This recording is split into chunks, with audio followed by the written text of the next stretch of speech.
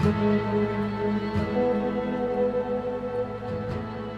of my life before Yale, as far as I can remember, I just wanted to get into a good college. So then when I got here, it was like a month of really happy, then realizing that actually Yale is not totally perfect in utopia. Like, it's a good place, but it's not a perfect place. It can't actually satisfy me completely and make me perfectly content.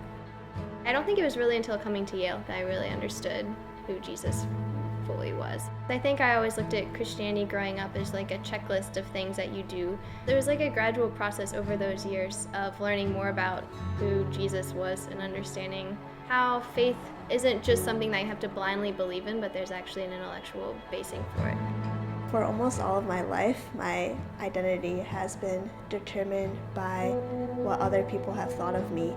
And one of the most important people in my life, my dad, has been sometimes the sole determinant of what I thought about myself. When I succeeded, that could never satisfy him, and I was pushed to do more.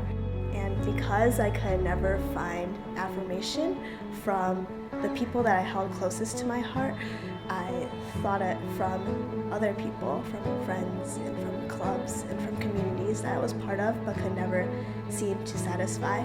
I spent a lot of time thinking about some pretty heavy questions, like, why do I get up real early and study for classes? Why do I work so hard? What am I working for that has lasting value, that will provide a lasting contentment, lasting satisfaction?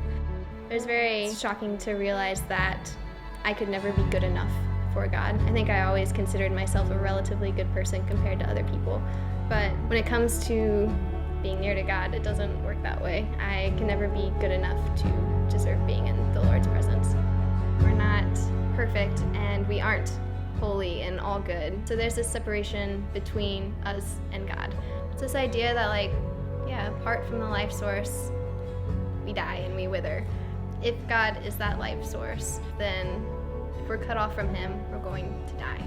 So I think that's where it comes in when it says in the Bible that the wages of sin is death, which is very sad, but it is what I deserve and what we all deserve. I was pretty confident that these religious folks were pretty foolish and that there is no God.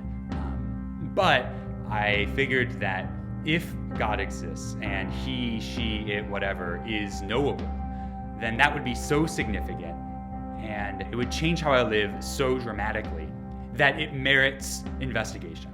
At the end of my junior year, when I was reading this message about who Christians believe Jesus is, I had this moment of clarity or this encounter with God when it just became so clear to me that, yeah, God exists and Jesus is his son and he loves me, even though he knows me completely, even those parts of myself that I'm ashamed to even acknowledge.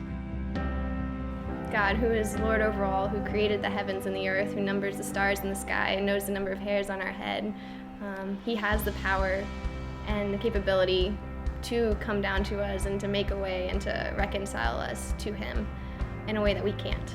And the beautiful part is he not only has the power, but he also loves us such that he would desire to do that, and he would desire to bring us back to him. I was so used to people only loving me when I gave them a reason to love me, for people thinking that I was worthy when I proved to them my own worthiness. But the reason the story of Jesus hit me so hard was because he saw exactly how unworthy I was, how selfish, how prideful, how people-pleasing I am, and yet he loved me so much that he has given me an eternal worth that can't ever be shaken. And I no longer need to seek affirmation and confirmation of myself from people and from activities and accomplishments that can pass away so easily and so meaninglessly. There's a Bible verse from 1 John chapter 3, and this is what it reads: "See what great love the Father has lavished on us, that we should be called children of God, and that is what we are." And that is who I am. I am a child of God, not because of what I've done, but on the basis of God's unshakable love for me. We can ground this assurance of God's love in the historical death and resurrection of Jesus. If God really did raise Jesus from the dead, physically and bodily as an actual event in history, as the very earliest Christians claimed, then for one thing, God really does exist. And if God raised Jesus from the dead, then he does, as Jesus claimed, know you completely and yet still love you completely. And he really did send his son, Jesus, to bring each of us into relationship with himself at great cost to himself. Even if my Father on earth thinks that I am worthless, my Father in heaven thinks that I am eternally worthy. The love of God demonstrated in Jesus isn't just some sweet sentimental feeling to help me get through a tough day. That's true to me if I believe it, and not true for you if you don't. But it's grounded in an actual historical truth claim. It's either true or false. That if it's true, it changes the way we live. It changes the way I live.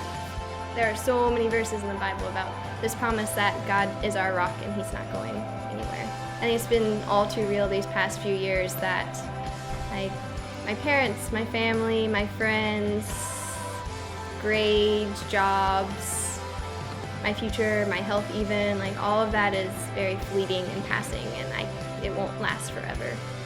But I think in the midst of suffering and hardship, he has been there to remind me that I have reason to have great hope.